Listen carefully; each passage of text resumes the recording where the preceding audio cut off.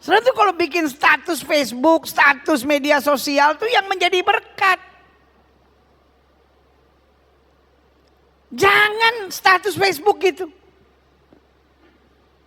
Nggak sanggup aku kalau begini. Terus air mata, air mata, air mata. Najis. Anak-anak Tuhan media sosialnya harus jadi berkat. Jangan suka curhat di medsos. Curhat di medsos itu milik orang stres. Curhat di medsos milik orang stres. Kalau kita curhatnya di mana? Kita curhat di bawah kaki Tuhan. Karena Alkitab bilang air mata orang benar ditampung dalam kirbatnya Tuhan. Beri tepuk tangan. Kalau sudah curhat di medsos, paling orang kasih jempol. Terus orang bilang, yang kuat ya bro, yang kuat ya sis. My prayer is with you. Setelah itu dia ngomongin, nih orang nih kayak orang stres ya, curhatnya di medsos.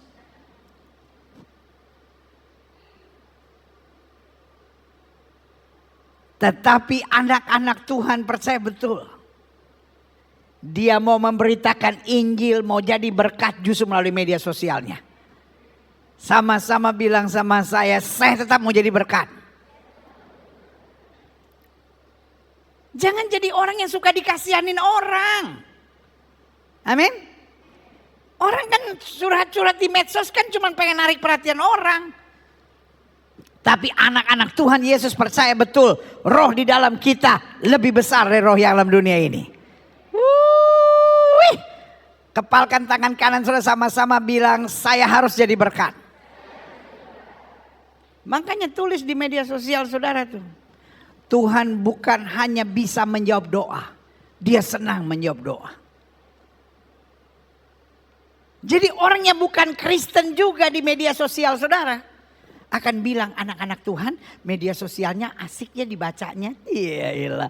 Dia yang lagi stres juga langsung amin, amin. Tuhan bukan hanya bisa menjawab doa. Dia senang menjawab doa. Nanti dia tanya tuh, lu dari gereja mana sih? Dari Gelo. Aku pengen datang kata. Amin. Sama-sama bilang saya harus jadi berkat.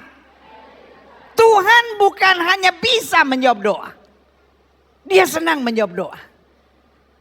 Karena Tuhan bukan hanya disibukkan oleh doa kita. Jangan saudara pikir, aduh kalau saya berdoa terus Tuhan capek kali dengerin doa saya. Sampai ada teman saya yang bilang begini. Lu kalau ada masalah, jangan datang ke pendeta. Malaikat gak surprise kalau pendeta berdoa. Udah biasa. Lu kalau lagi masalah, cari orang yang gak pernah berdoa. Lalu lu minta dia doain. Tuh waktu dia mulai tutup mata aja tuh, malaikat langsung gempar. Wah dia kalau sampai doa nih pasti penting banget nih. Karena nih orang kalau gak penting-penting banget gak bakal doa nih. Ya saya pikir-pikir benar juga ya. Kan kalau saya doa lagi kan malaikat ya dia lagi. Ya ini lagi. Ya dia. Tapi orang tertentu kalau dia lipat tangan. Malaikat bilang ini ada apa nih. Ini kalau gak penting gak mungkin datang dia. Sama-sama bilang saya tidak pernah menyusahkan Tuhan dalam doa saya. Tuhan senang menjawab doa saya. Berikan tepuk tangan yang meriah buat Tuhan. Nah ini yang kita mau belajar hari ini. Matius 7 ayat 7-11. Hal pengabulan doa.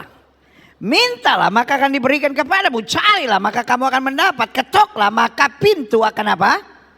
Dibukakan bagimu. Ada banyak orang pikir. Minta urusan doa. Cari urusan upaya. Dan ketok artinya terobos semuanya. No. Judul perikopnya hal pengabulan doa.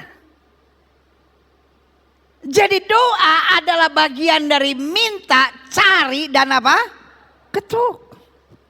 Dalam doa kita meminta kepada Tuhan. Dalam doa kita mencari wajah Tuhan, mencari kehendak Tuhan. Dan kita ketok, kita terobos, kita lawan semua pintu yang iblis tutup dalam hidup kita. Karena kita tahu kemenangan sudah tersedia buat kita. Beri kita tepuk tangan yang meriah. Berarti dalam doa ada unsur minta. Tapi dalam doa ada unsur cari. Tetapi juga dalam doa ada unsur apa? Ketok, terobos, lawan. Karena roh di dalam kita lebih besar dari roh yang dalam dunia ini. Coba lihat selanjutnya. Karena setiap orang yang meminta akan menerima. Dan setiap orang yang mencari mendapat. Dan setiap orang yang apa?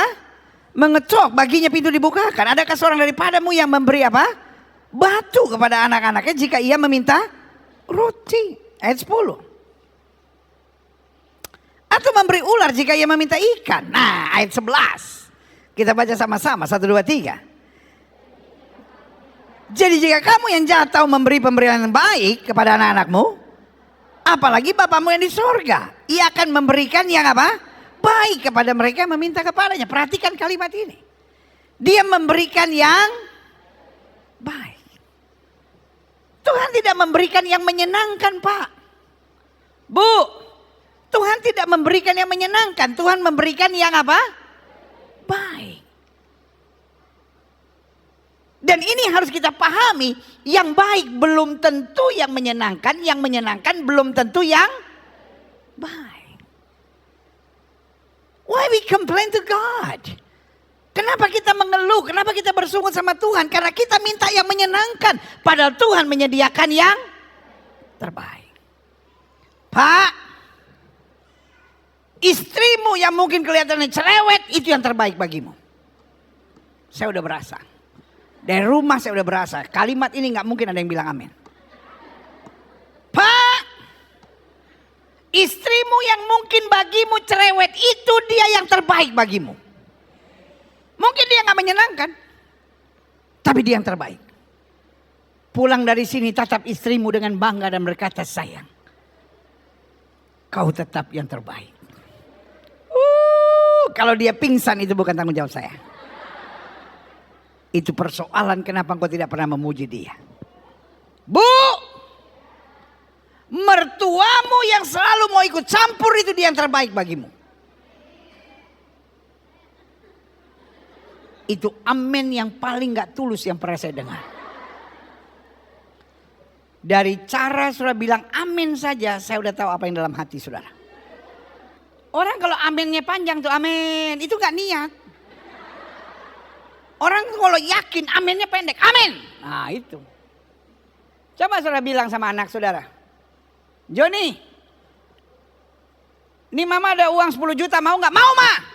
Gak mungkin dia bilang mau, gak mungkin. Pasti dia bilang mau ma, cepat. Joni anterin mama ke pasar dong. Ah enggak, harus. Ya, betul gak?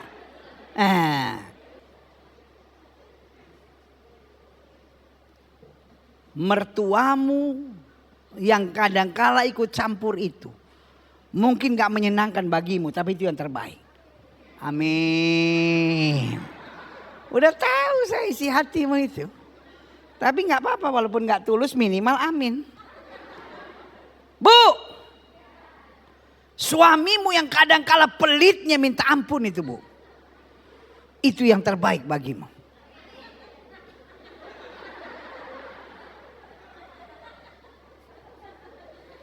Ya bu ya, nanti di mobil bu, sementara suamimu lagi nyetir bu, bilang sama dia, sayang, apapun yang terjadi, kau tetap yang terbaik bagiku. Senin langsung gajian bu, nggak tahu tanggal berapa gajian aja, dapat bonus dia langsung. Sama-sama bilang Tuhan selalu menyediakan yang terbaik. Jadi hidup tuh kita gak usah ngeluh. Pokoknya imani Tuhan tidak pernah beri batu untuk anak-anak yang minta roti. Saya mohon pada Tuhan, mungkin yang saya minta gak dikasih oleh Tuhan, tapi Tuhan menyediakan yang lebih baik buat saya. Berikan tepuk tangan yang meriah buat Tuhan. Yeah.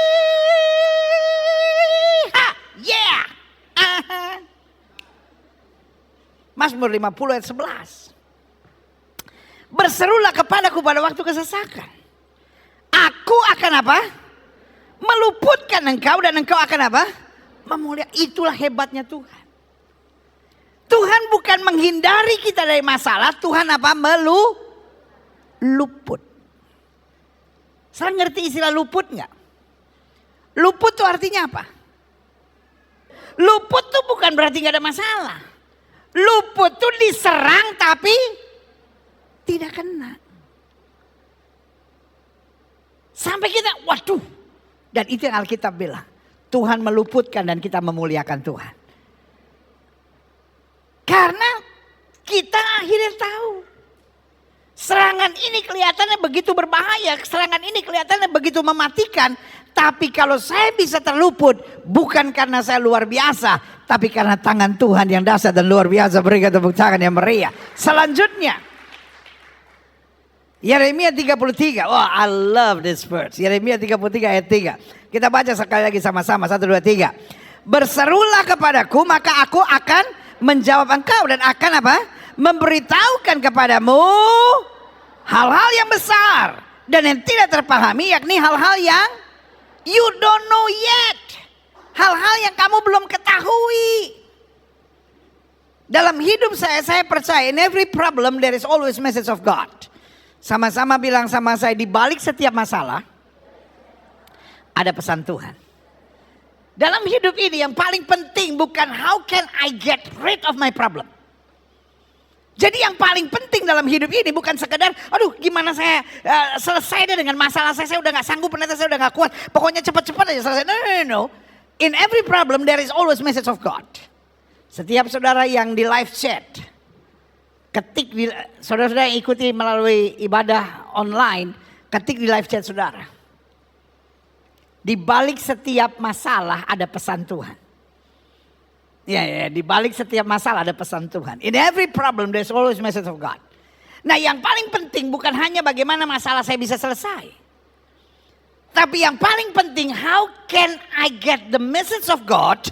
Bagaimana saya bisa dapat pesan Tuhan? Bagaimana saya bisa dapat pendidikan Tuhan? Dan bagaimana ini menuntun saya pada kemuliaan Tuhan? Jelas? Amin. Karena di dalam diri saudara ada rencana Tuhan yang besar. Yang setuju sama saya taruh tangan kananmu di dada. Sama-sama bilang di dalam diri saya ada rancangan Tuhan yang besar. Saudara-saudara yang ikut melalui ibadah online, ketik di live chat saudara, di dalam diri saya ada rancangan Tuhan yang besar.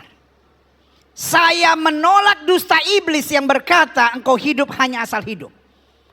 Saya menolak dusta iblis yang berkata I'm just an ordinary people. Saya hanya orang biasa. Ya yang penting pokoknya saya bisa selesaikan masalah saya. No, you are not. Di dalam diri saudara ada kemuliaan Tuhan. Ada rancangan Tuhan yang besar dalam hidup saudara. Dan lewat saudara akan ada banyak terobosan. Lewat hidup saudara akan ada banyak orang diselamatkan. Lewat hidup saudara akan ada banyak orang dipulihkan. Taruh tangan kanan saudara di dada sekali lagi dan bilang, hidup saya akan berguna buat banyak orang. Nah, iblis gak suka saudara tahu itu. Iblis cuma pikir yang penting saudara selesaikan semua masalah saudara. Tiap hari saudara cuma doa, Tuhan berkati saya, berkati anak saya, menantu saya, kucing saya, ikan mas koki saya Tuhan. Sehingga kita jadi bless me club Christian. Berkati saya, berkati saya. No. Hidupmu harus jadi berkat. Makanya Alkitab bilang apa? Berserulah kepadaku maka aku akan menjawab engkau. Dan bukan titik sampai di situ loh. Dan akan memberitahukan. Akan menyampaikan pesan. Akan menyampaikan kehendakku. Akan menyampaikan rancanganku. Hal-hal besar yang kamu tidak sadari, yang kamu tidak pahami, yang tidak kamu ketahui, tapi Tuhan mau nyatakan sehingga kemuliaan Tuhan akan nyata dalam hidupmu. Yang setuju sama saya angkat tangan kanan saudara dan berkata, saya terima dengan iman. Rancangan Tuhan buat saya besar dan luar biasa. Berikan tepuk tangan yang meriah buat Tuhan. Klik. Karena itu Lalu saya berkata buat setiap kita, saya harap ini tertanam dalam roh dan jiwa saudara. Prayer is our strength. Sama-sama bilang sama saya, doalah kekuatan saya. Sekali lagi lebih mantap, sama-sama bilang doalah kekuatan saya. Artinya selama kita masih berdoa kita pasti kuat. Siapa yang setuju sama saya? Sama-sama bilang selama saya masih berdoa saya masih kuat. Nah, makanya saya catat di sini, doa bagi anak-anak Tuhan bukan sekedar kegiatan rohani. Oh ya, orang Kristen mau makan doa, Tuhan engkau ada di sorga, aku ada di bumi. Biarlah di antara kita jangan saling merepotkan. Saya sekarang mau makan, jangan sampai ada penyakit-penyakit, kuman-kuman keluar. Kiranya makanan bikin saya kenyang, sehat, tapi timbangan tidak bertambah. Amin.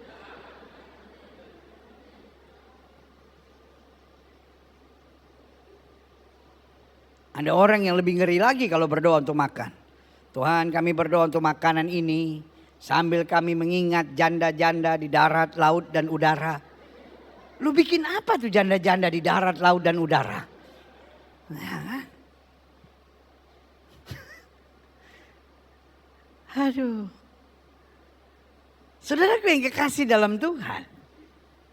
Doa bukan sekedar kegiatan rohani. But prayer is our strength. Makanya saya catat.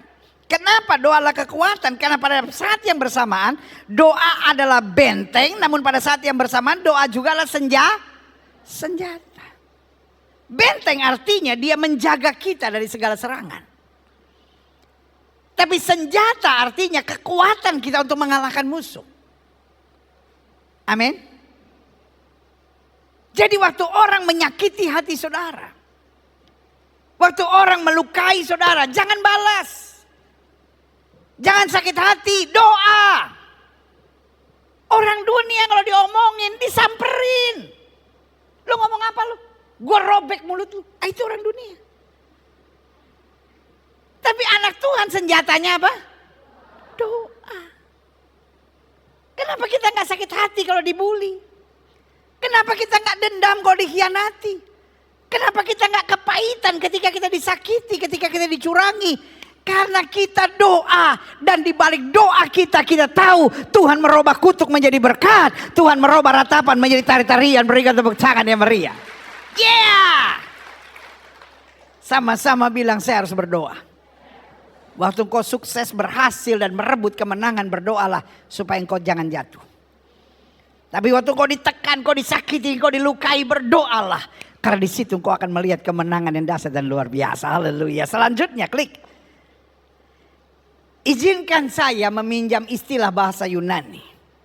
Karena Alkitab Perjanjian Baru ditulis dalam bahasa Ibrani. Dan ada 4 kata yang diterjemahkan sebagai doa. Yang pertama. Doa dalam bahasa Yunani disebut parakaleo.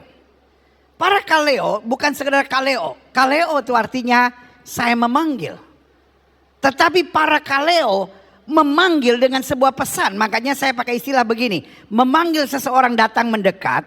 Ini biasanya dilakukan dalam keintiman, kedekatan suami istri. Jadi ketika suami istri mau ngomong sesuatu yang penting, mau curhat sesuatu yang gak mau didengar orang lain, istilah yang dipakai parakaleo. Jadi seorang yang berdoa bukan sekedar seorang yang mau curhat. Tetapi orang yang mau berdoa adalah orang yang mau mendekat kepada Tuhan. Orang yang berdoa adalah orang yang mau apa? Mendekat kepada Tuhan. Jadi unsur utamanya, kan ada banyak orang kan gak peduli. Doa pokoknya cuman curhat aja gitu. Tuhan saya udah gak sanggup, Tuhan saya udah gak kuat, Tuhan saya udah gak mampu lagi. Hadapi semuanya. Kalau sampai minggu depan Tuhan gak tolong, saya gak mau ke gereja lagi. Itu bukan doa, itu demo. Kalau BBM tidak turun, turunkan presiden. Itu demo. Itu yang Alkitab bilang, kamu tidak dapat apa-apa karena kamu tidak berdoa. Atau kamu berdoa tapi apa? Salah berdoa. Karena unsur doa yang paling penting adalah apa? Mendekat. Yang kedua, istilah doa dalam bahasa Yunani adalah deomai. Deomai artinya memberikan saran atau usul. Jadi orang yang berdoa adalah orang yang siap untuk menerima saran atau usul. Jadi dalam doa kita bukan memaksakan kehendak. Tuhan pokoknya saya mau ini. Karena Yesus aja mengajar kita doa di Taman Getsemani. Biar bukan kehendakku yang jadi, melainkan apa? Untung Tuhan gak jawab semua doa kita. Untung Tuhan tidak menjawab apa? Semua doa kita. Kan kadang-kadang saudara kalau udah kesel, udah sakit hati, saudara doanya gimana? Tuhan, biar saya mati aja Tuhan. Saya udah gak sanggup, biar saya mati. Kalau mati benar gimana? Iya kan kita kalau ada masalah sedikit kan Tuhan angkat saya, Tuhan angkat saya. Kalau Tuhan langsung jawab, kita diangkat. Pas lagi belum sampai surga baru di tengah. Kita lihat anak kita kesian juga. Ya Tuhan jangan turunin lagi. Terus Tuhan turunin lagi. Tiba-tiba anak kita bilang ini, kan mama udah mati kok hidup lagi. Tuhan kok udah nyakitin saya, angkat saya lagi Tuhan. Lama-lama lu kayak yoyo lu, turun naik lu.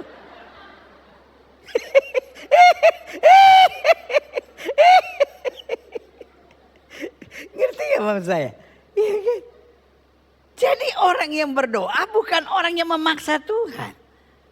Tapi orang yang sadar saya terbatas. Yang saya mau bisa salah. Saya butuh saran Tuhan. Saya butuh usul Tuhan. Saya butuh tuntunan Tuhan. Petunjuk Tuhan. Supaya saya tetap dapat yang terbaik. Amin. Yang ketiga. Iya kan. Jadi saya mau sudah ngerti dulu unsur-unsur doa ya. Satu dia parakaleo. Kita mau mendekat. Yang kedua kita mau apa? Menerima saran, menerima usul, menerima arahan Tuhan. Yang ketiga, doa dalam bahasa Yunani juga artinya aiteo. Apa itu aiteo? Aiteo itu artinya mengajukan permohonan. Jadi setelah saya mendekat kepada Tuhan, setelah saya siap menerima usul, menerima saran, menerima masukan, menerima tuntunan, baru saya layak mengajukan apa permohonan. Jadi dalam doa kita bukan menarik seorang penolong kita untuk melakukan yang kita mau. Tetapi dalam doa kita menghadap sang raja yang punya segala kuasa. Membawa segala persoalan kita dan kita tahu dia punya jalan yang terbaik buat kita. Jelas? Jadi ingat ya, sikapnya itu penting. Cara pandangnya, mentalitinya itu yang paling penting. Karena beda, ada banyak orang pikir doa itu seperti Tuhan tuh pelayan kita gitu. Tuhan dompet saya kecuri, kenapa sampai kecuri? Gimana sih Tuhan bisa jaga nggak? Kalau sampai sekali lagi awas ya, itu. But when we pray, kita bukan datang pada pengawal kita yang harusnya jagain kita. Tapi kita datang pada penguasa kita yang tahu yang terbaik buat kita. Jelas? Nah itu yang namanya deomai, yang tadi saya bilang siap menerima usul, dan apa tadi? Aiteonya. Lalu yang ketiga, maksud yang keempat, doa dalam bahasa Yunani juga artinya erotao. Apa itu erotao? Berdoa adalah memeriksa diri dan hati kita di hadapan Tuhan. Setelah kita memohon kepada Tuhan, kita make sure hati saya bersih gak? Makanya Alkitab berkali-kali kalau kita bicara tentang Daud. Daud berkali-kali bilang, ujilah aku Tuhan. Cobalah aku. Selidiki aku. Apakah mataku dan hatiku tidak tertuju kepadamu. Karena yang Daud harapkan cuma satu. Tuhan menjawab doanya. Agar kemuliaan Tuhan dapat dinyatakan dalam hidupnya. Seorang yang berdoa bukan seorang yang ingin semua yang dia mau terjadi.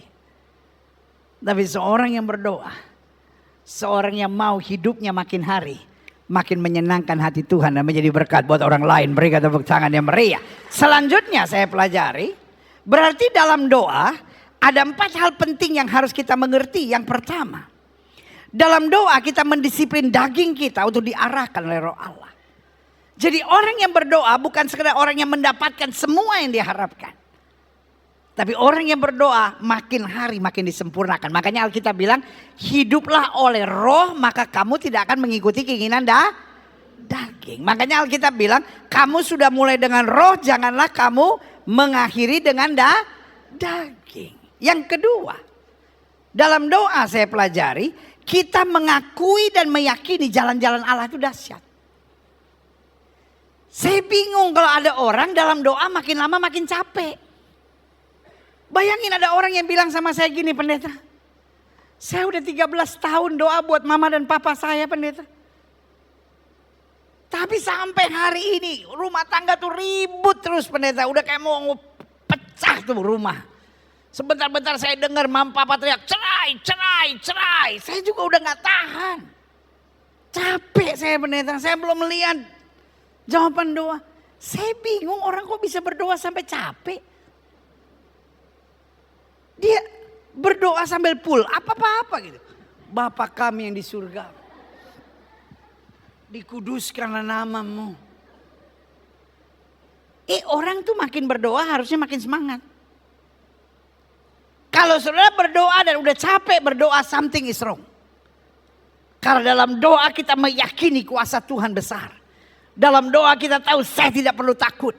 Makanya Sadrak Mesak Abednego bilang, kalau Tuhan yang kami sembah sanggup tolong, dia tolong. Tapi perlu Tuanku Raja ketahui, kalau Tuhan yang kami sembah tidak sanggup tolong, untuk menyembah dewa Tuanku Raja kami tidak mau. Yang setuju katakan amin. Yang ketiga, dalam doa kita mempercayai dan mengimani apa? Janji-janji Tuhan. Kenapa kita suka kecewa? Karena dalam doa kita paksakan Tuhan mengerjakan yang saya mau. Dan ketika gak terjadi saya kecewa. Loh, tapi kalau saya mengimani janji Tuhan, iya kan? Kenapa saya minta? Karena firman Tuhan ngomong. Kenapa saya percaya kesembuhanlah hak mutlak kami sebagai orang percaya? Karena Alkitab bilang, oleh bilur-bilur Kristus kamu yang percaya sudah disembuhkan. Amin. Itu. Waktu kita mengimani janji Tuhan, ini yang saya mau bilang. Langit dan bumi boleh lenyap, firman Tuhan tinggal tetap. Amin. Apa yang kau harapkan bisa mengecewakan. Tapi apa yang Tuhan sudah janjikan, dia akan genapi dalam kemuliaannya. Berikan tepuk tangan yang meriah. Selanjutnya dalam doa, kita mengalahkan segala serangan dan intimidasi kegelapan. Waktu engkau dalam masalah, yang paling rajin menghampirimu, sudah tahu siapa? Setan. Gini ya, kalau saudara lagi sukses,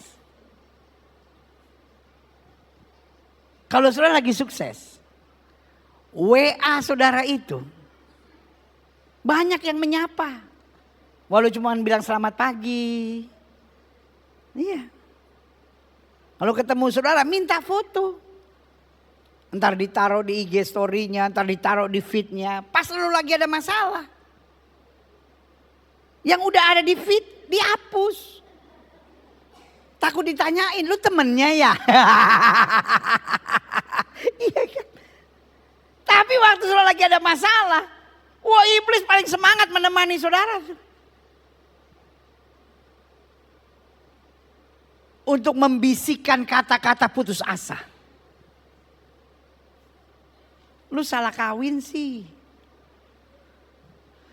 Lu sih gara-garanya. Iblis mau sampai kita berpikir seandainya. Seandainya saya tidak pernah kenal dia, mungkin hidup saya lebih bahagia. Seandainya waktu itu saya tidak ambil keputusan itu, mungkin saya sekarang gak sesusah ini. Seandainya saya tidak dikhianati. Seandainya saya cepat sadar bahwa saya sedang dibohongi. Saya mungkin akan lebih mampu mengatasi semuanya. Tapi saya mau bilang, doa menjadikan kita orang-orang yang sekalipun saya disakiti, sekalipun saya lewati badai ini, sekalipun saya sempat goyah, saya bangkit lagi dan saya akan melihat pertolongan Tuhan yang dahsyat dan luar biasa. Yang saja katakan amin. Jadi ingat ya, ada 4 hal dahsyat yang harus kita mengerti dalam doa. 1, dalam doa kita mendisiplin daging kita untuk diarahkan oleh Roh Allah. Yang kedua, dalam doa kita mengakui dan meyakini jalan-jalan Allah itu dahsyat dan luar biasa. Sehingga kita makin semangat. Yang ketiga, dalam doa kita mempercayai dan mengimani janji-janji Tuhan itu tidak akan pernah meleset.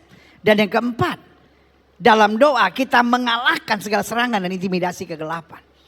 Waktu setan mulai berbisik kepada kita dan berkata penyakitmu gak bisa disembuhkan. Waktu iblis berkata kepada kita rumah tanggamu gak mungkin bisa dipulihkan. Waktu iblis berkata kepada kita bisnismu gak akan bisa bangkit lagi. Waktu iblis berkata engkau tidak mungkin bisa selesaikan utang-utangmu yang sebesar itu. Yesus sanggup.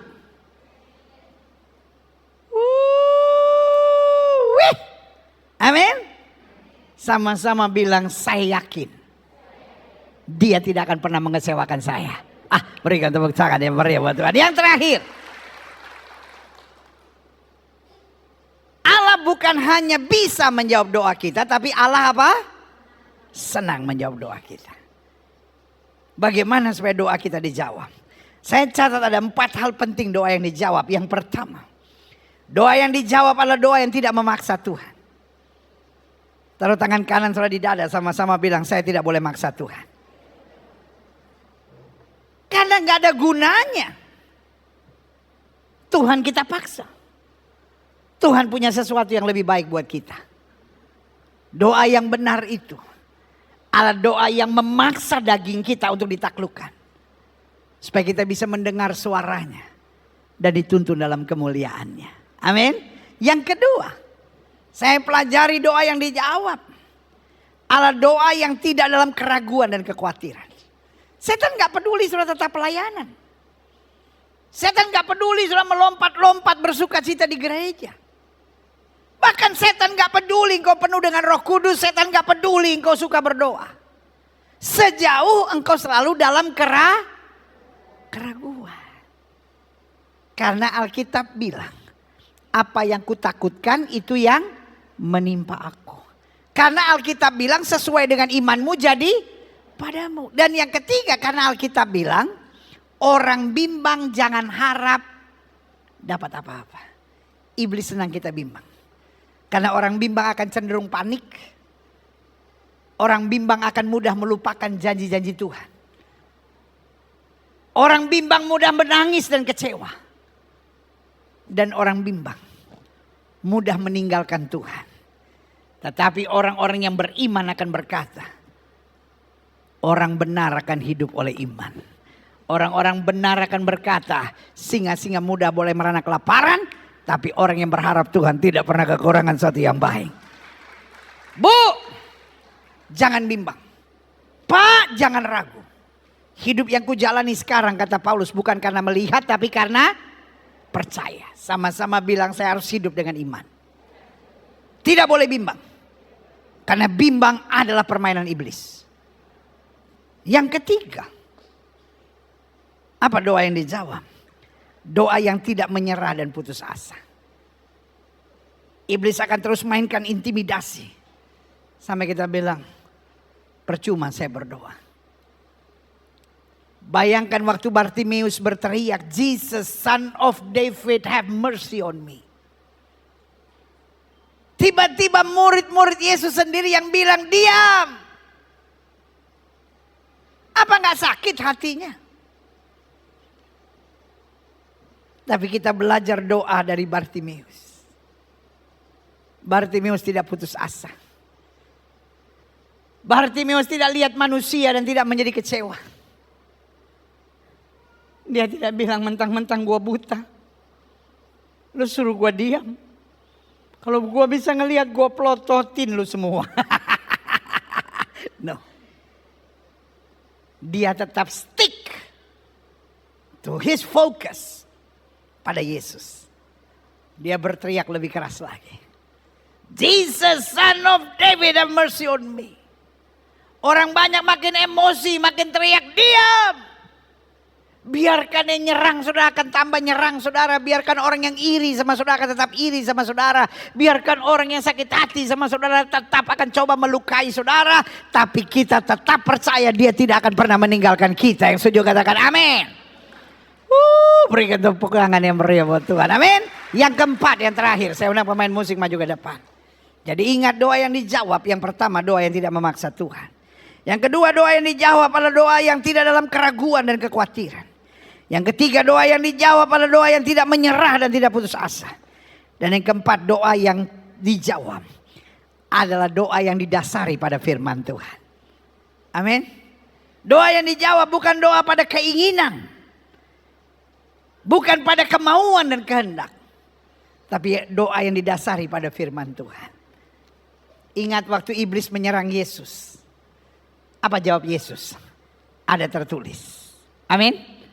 Setiap kali iblis menyerang, Yesus hanya menjawab ada tertulis. Ketika engkau sakit, engkau tidak usah bertanya apakah Tuhan mau menyembuhkan aku. Tapi waktu engkau sakit, engkau nyatakan dengan iman, aku percaya oleh bilur-bilur Kristus aku disembuhkan. Because the Bible said so. Ketika ada salah satu anggota keluarga saudara yang ngaco, yang tadinya udah bagus-bagus melayani, tiba-tiba gak tahu setan apa yang menguasai pikiran, hati dan jiwanya. Engkau gak perlu sakit hati dan kecewa, tapi engkau hanya naikkan doa begini, Tuhan, aku percaya satu orang bertobat, seluruh isi rumah tangga diselamatkan. Tuhan tidak kagum dengan seni doa kita. Tapi Tuhan harus membuktikan bahwa semua yang dijanjikannya benar dan akan dilakukannya. Karena janji Tuhan ya dan amin kata Alkitab. Ketika suamimu kepala batu dan tiba-tiba melupakan Tuhan, engkau gak perlu kecewa dan bilang, Tuhan kalau kau mau buat suamiku bertobat, tapi kalau enggak ya mau bikin apa? No. Firman Tuhan bilang hati raja seperti batang air di tangan Tuhan. Tuhan dapat aliri kemana saja Tuhan mau. Ketika iblis mulai menyerang keluargamu, menyerang hidupmu, menyerang ekonomimu, lawan. Karena Alkitab bilang, lawan iblis maka iblis akan lari. Jangan bilang ya mungkin Tuhan mau saya diserang setan untuk sementara. No. Alkitab bilang lawan. Waktu kita pegang firman Tuhan, kita percaya betul. Langit dan bumi boleh lenyap, tapi Tuhan harus menggenapi firman-Nya. Berikan tepuk tangan yang meriah.